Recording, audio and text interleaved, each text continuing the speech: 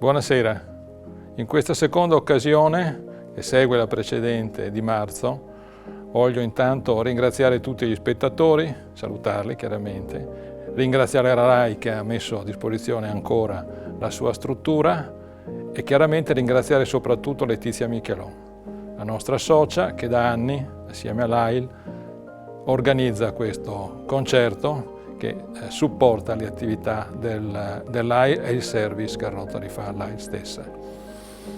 Ringraziamo sempre Letizia perché è veramente importantissimo ed eccezionale lo sforzo e l'entusiasmo che pone in questa attività. Oggi siamo il 25 aprile alla festa della nostra città. Una città che, anche se non ami le 600 anni di storia, qualunque sia comunque più che millenaria la sua storia, ha sempre dimostrato di risorgere da qualsiasi calamità, guerra, catastrofe che l'abbia colpita, pestilenze o qualsiasi accadimento negativo. Speriamo di essere anche noi, anzi siamo convinti di essere anche noi, all'altezza della storia della nostra città e quindi di poter ripartire per arrivare a dei traguardi di serenità e di sviluppo.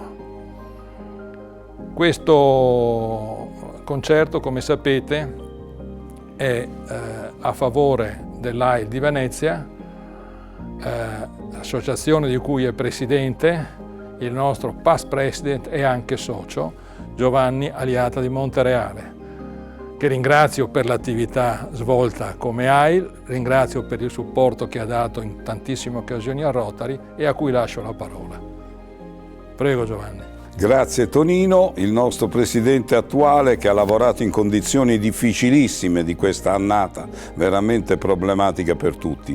Le nostre associazioni di volontariato o anche nel terreno sociale hanno dovuto soprassedere a tutta una serie di iniziative e quindi questa forma di contatto a distanza, anziché farlo in presenza, farlo online, ha anch'esso i suoi pregi. Credo che le vostre presenze così numerose anche oggi dimostrino questo fatto. Da tutta Italia possiamo convergere in questo Palazzo Labia, stupenda sede della RAI di Venezia, e con Letizia Michelon, che è una persona eccezionale che ha dato un enorme contributo, oltre che all'Agimus Venezia, oltre che al Conservatorio, oltre che a una serie di iniziative alla Scuola Grande di San Rocco e da altre parti, musicali di tutti i tipi, con l'orchestra come pianista solista, e questo è stato, ne sono buon testimone perché in numerose occasioni abbiamo fatto questi eventi importantissimi.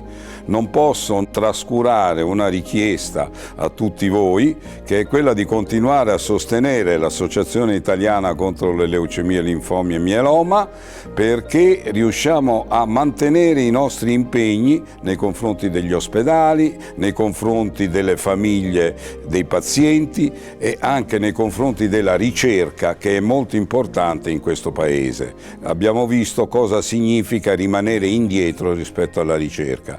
Molto preoccupante, ma l'ematologia italiana, anche grazie all'AIL, è una delle prime del mondo perché lavora benissimo. Quindi ogni vostro contributo è ben accetto, anzi, ripeto, è indispensabile perché noi contiamo sui vostri sostegni, non abbiamo finanziamenti pubblici e quindi dateci una mano, continuate a darci una mano con la vostra solidarietà.